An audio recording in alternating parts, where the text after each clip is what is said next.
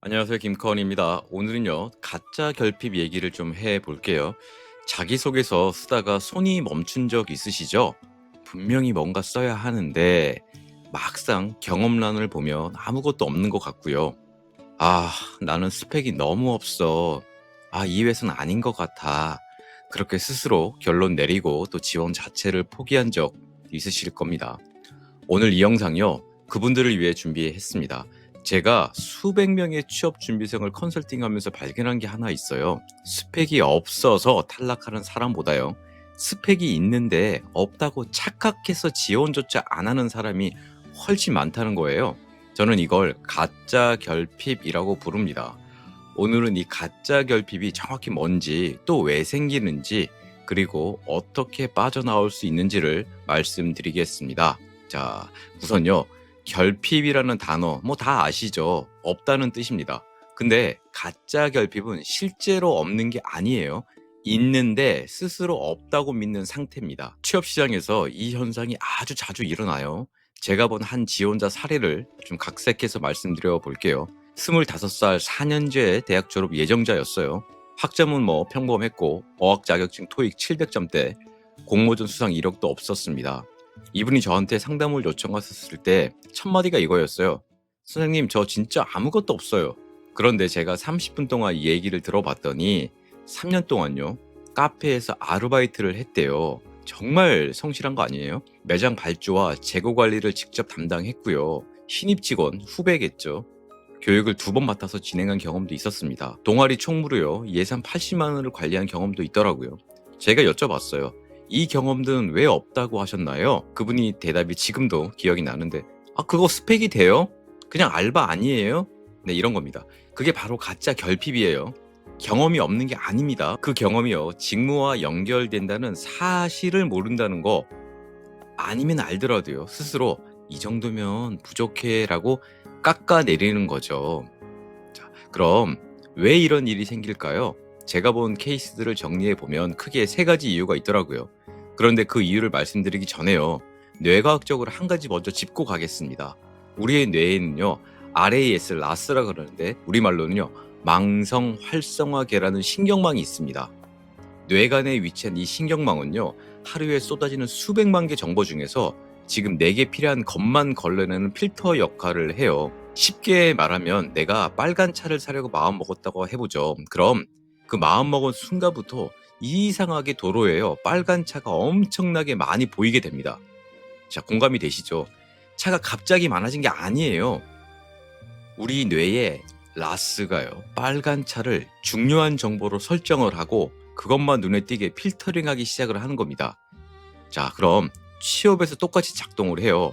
나는 스펙이 없어 라고 뇌에 입력하는 순간 RAS는요, 그 믿음을 강화하는 정보만 선택적으로 보여주기 시작하는 거죠.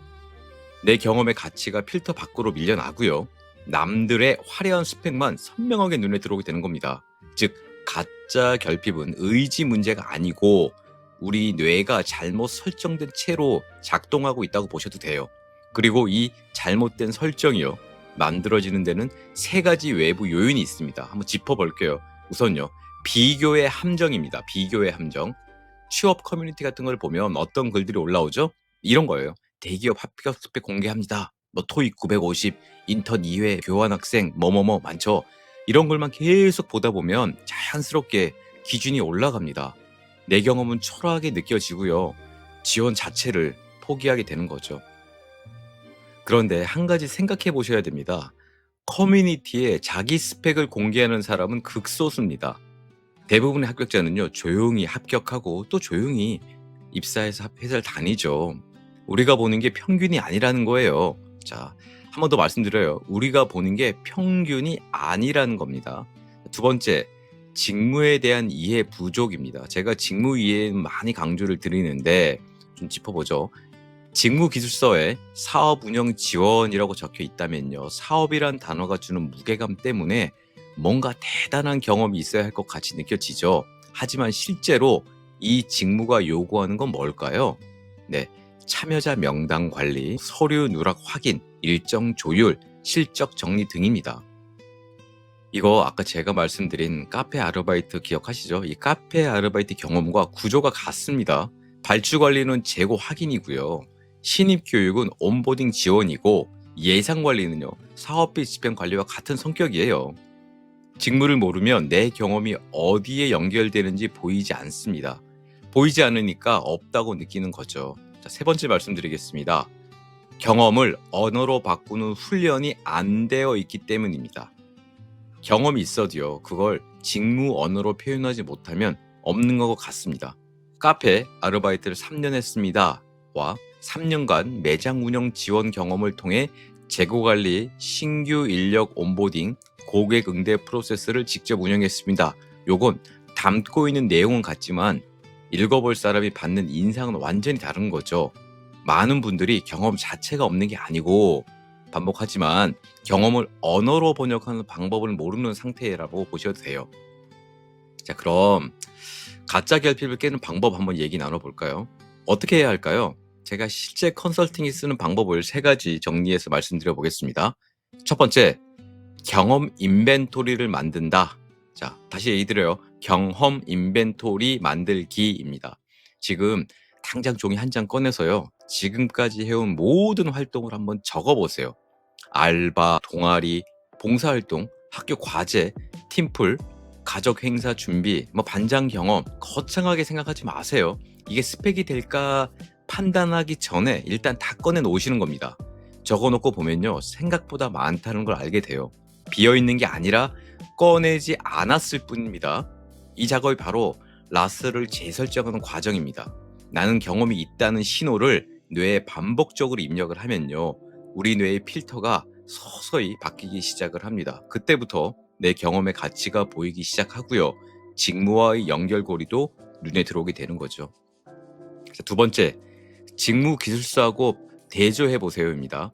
꺼내놓은 경험 가지고 이제 지원하려는 직무, 그 직무의 직무 기술서를 한번 열어보시는 겁니다. 그리고 이 질문을 해보세요.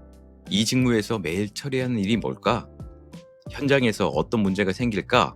내 경험 중 비슷한 상황이 있었나? 네, 완벽하게 일치하지 않아도 됩니다. 구조가 비슷하면 연결할 수 있습니다. 80% 정도만 겹쳐도요, 충분합니다. 자, 세 번째, 중요한데 직무 언어로 번역하는 겁니다. 직무 언어로 번역입니다.